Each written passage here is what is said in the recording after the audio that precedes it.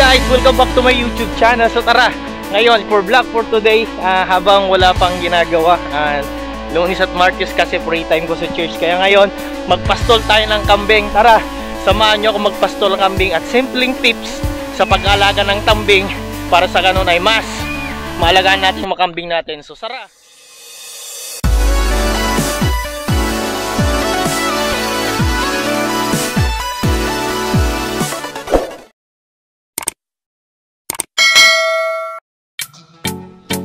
So yan po, nandito na tayo sa bukid at magpapastol tayo ng kambing. Yan, yung mga alaga naming kambing. Baka isipin nyo, napakayaman ko. Yung mga kambing na to ay may nagpautang sa akin, kaya nakapagsimula ulit ako sa farming. At dati akong nag-alaga ng native pigs, mga baboy na native. Ang nangyari, nalugi po ako doon. Natamaan kami ng ASF. Either isa ako sa benefits ng OWA at binigyan ako ng punan ng OWA. Yun, nag-alaga kami ng baboy at isa ako sa mga successful na binigyan ng OWA. Kaya lang hindi pinalad sapagkat natamaan ng ASF. Namatay yung almost 100 na baboy namin, mahigit 18 na inahin at 87 na lilitsunin at marami pang buntis yon. Kaya ngayon bulik ako sa farming at hindi naman to full time na nagpa-farming ako. Naging kunting support lang sa ating mga ministry. So yan, ang nag-aalaga dito yung daddy ko. Yan, buti na lang may nagpautang sa akin nakapagsimula ko. Ang pagkakambing po, balik tayo sa ating topic. Ang pagkakambing po, nilalabas natin at pinapastol natin yung kambing every 10 AM hanggang 12. Ganun yung style ko. Pag umaga, alas 10, nilalabas namin hanggang alas 12. Then pagdating ng 3 PM, ito nandito tayo ngayon, 3 PM, yan. Natin na yung mga kambing. 3 PM, nilalabas ulit namin sila para kumain. Yahoo! Yan yung buwang ko. Yan, mga buntis na sila. So yan, yung mga alaga naming kambing. 3 hanggang 5 PM namin pakakainin ulit. So ang mga kambing, gustong gusto nila na lalo na yung mga buntis, dapat sila ay mabusog para sa ganun ay healthy yung mga nilang mga anak at mas maraming iaanak.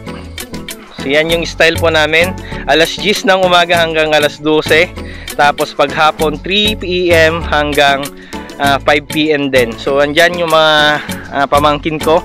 Sa kanila ko pinangalan yung aming farm. Iyong, Iyang. O yan. Mag-hi kayo. Ano yung sabihin nyo na? Hi guys.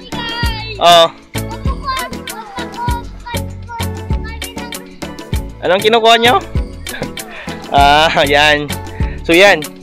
Ayan, gustong gusto nila yung ganito na damo. Yan. Yung mga ganitong damo, yan yung mga favorite ng kambing natin. Yan, sarap ng kain nila oh. So yun yung isang tip, pag buntis po yung alagang kambing, dapat talaga grabe dapat yung pakain nyo sa kanila para sa ganun ay mas maganda yung ilalabas nilang mga anak.